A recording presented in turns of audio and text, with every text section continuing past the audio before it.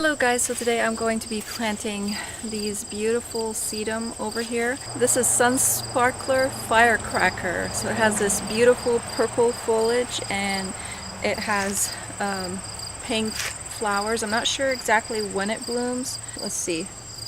So it blooms August through September, so that means it's going to be blooming pretty soon. We're in August 8th right now, and so it's going to be blooming for us pretty soon. I bought two of these, and I'm going to be putting them in this area over here behind me. Now this area has gotten overtaken by weeds, and I'm going to be changing the back, all of it, because it's super messy the way how it is right now, and I don't like it at all. There were phlox growing on this side over here. They just kind of planted themselves, and lots of weeds, so I pulled those out. I've been working on this area for several years.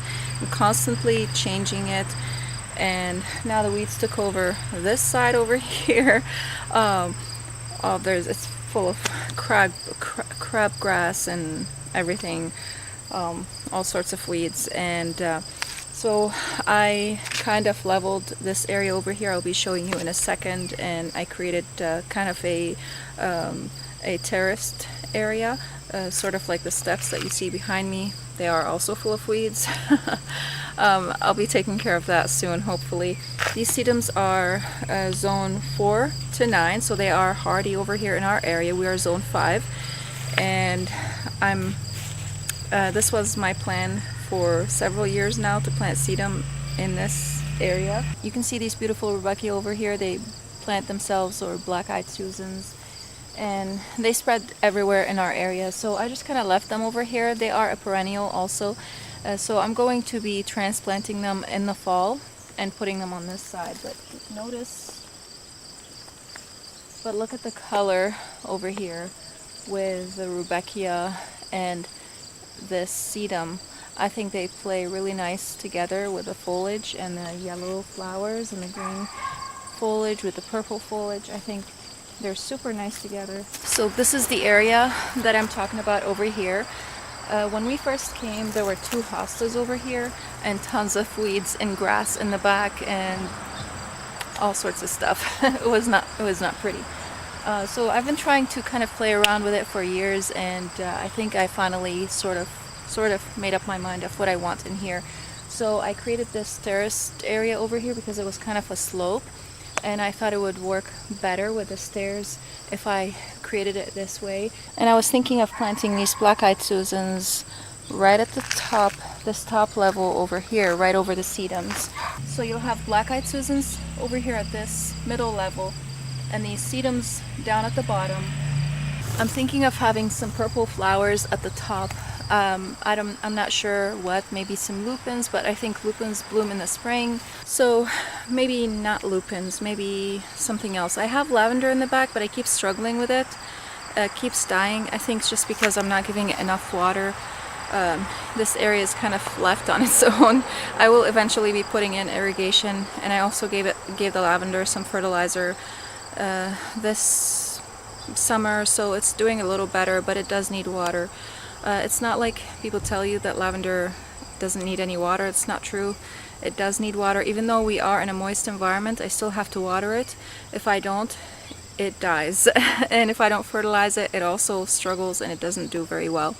So what I gave it this summer, I gave it some rock phosphate, which helps with the root growth, because I took some plugs that I took some cuttings last year, and I created plugs from my lavender, and they grew very well. I think I lost a couple of them, and I also gave it some potash, which is potassium, and I gave it some nitrogen because the foliage needs to grow, and I think that's all I gave it, and then just all these 3 elements.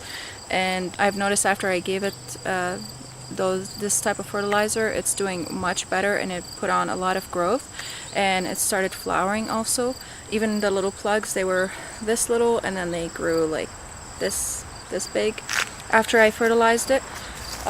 So anyways, I might kind of put the lavender in the front, because there is a rock over here, and I kind of want the rock to show. I think it would look beautiful because it's a similar color to the sedum that I'm going to be planting in the front. And there's this, what's it called? There's also Lily of the Valley that I tried to rogue out of here, but I couldn't. It just keeps coming up. I even put cardboard down and mulch, and it just came up through the cardboard. And I planted some creeping thyme, but the creeping thyme also isn't doing that great. I'm not sure why. It dies back in the middle. It doesn't look that pretty. I think I'm gonna be taking it out. Yeah, I think I'll take it out and plant some lavender instead. And I also have some, what's it called? What's it called? What's the name of the plant? Oh, I forgot the name of the plant. I can't remember it. You see this stripy plant behind me right here? It has these beautiful salmon pink flowers in the late spring. Irises, yes, bearded irises. I don't know why I couldn't remember the name of the plant. So I'm going to be planting them sort of in the same shape that I have the sedum over here, and almost. And the lavender is going to be around. I don't know. I'll figure it out when I get to it. Anyways, so I'm not going to be fertilizing the sedum. I don't have a lot of experience with sedum, although the sedum that I have inside, I do fertilize it and it seems to do better when I do. Maybe I'll just give it some rock phosphate just to help the roots to get established. I also have some rocks over here in this area that the two previous owners before us, they paid a landscaping company to come here, and the landscaping company put rocks instead of mulch everywhere. So I didn't want to kind of sift the rocks. It's just a lot of hard work and I didn't feel like doing that. So I figured maybe the sedums would be okay with the rocks being there, and then when I put the cardboard and the mulch on top, it's going to decompose and it's going to turn into dirt eventually. So that will kind of eventually get mixed in with the soil. Anyways, so let's go ahead and get planting. I have less than an hour to get all this done, and I have some mulch that I'm going to be getting also. I'm going to get my tools. Let's do this before it gets dark.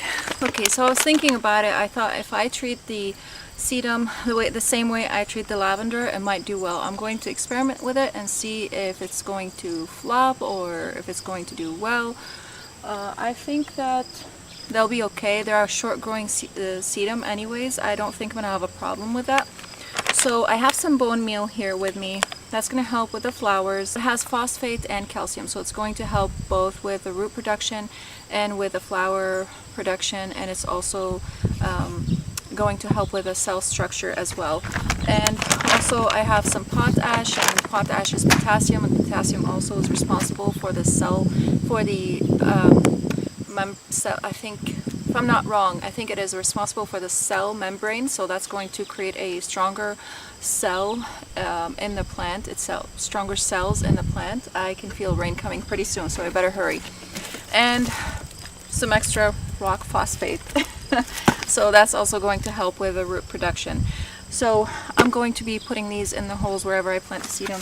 So I said I bought 2 plants, but one of them broke and it had roots on it already. So I just stuck it in this pot over here. I put it in some succulent and cactus mixed soil and potted it in here. It's been here for 2 days and it seems to be doing okay. I think when I put it in the soil it's going to do even better. So let's go ahead and start planting.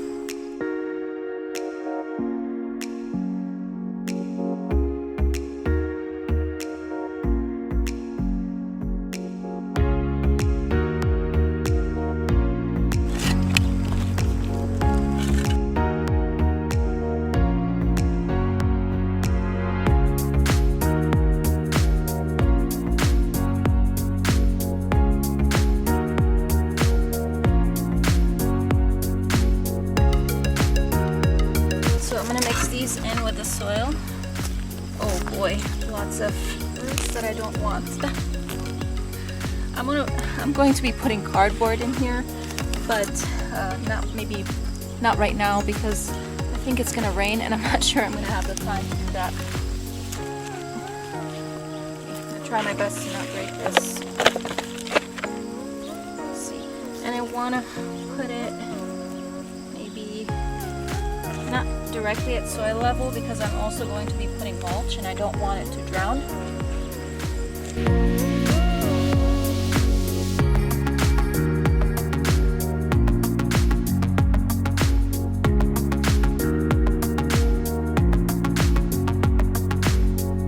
I might not be able to finish the project today, but at least I would have gotten them planted.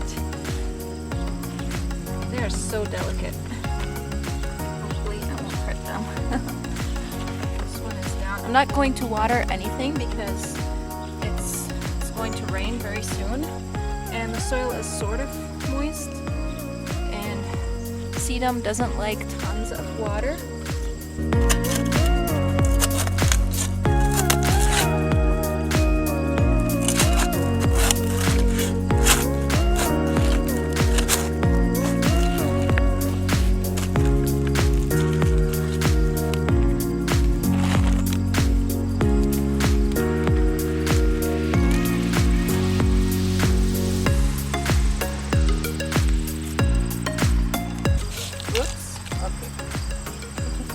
So I think I'm just gonna have to bury it this way. I'll have to lift this stuff up over here because the fertilizer is down at the bottom and this barely has any roots, so I did a mistake over here.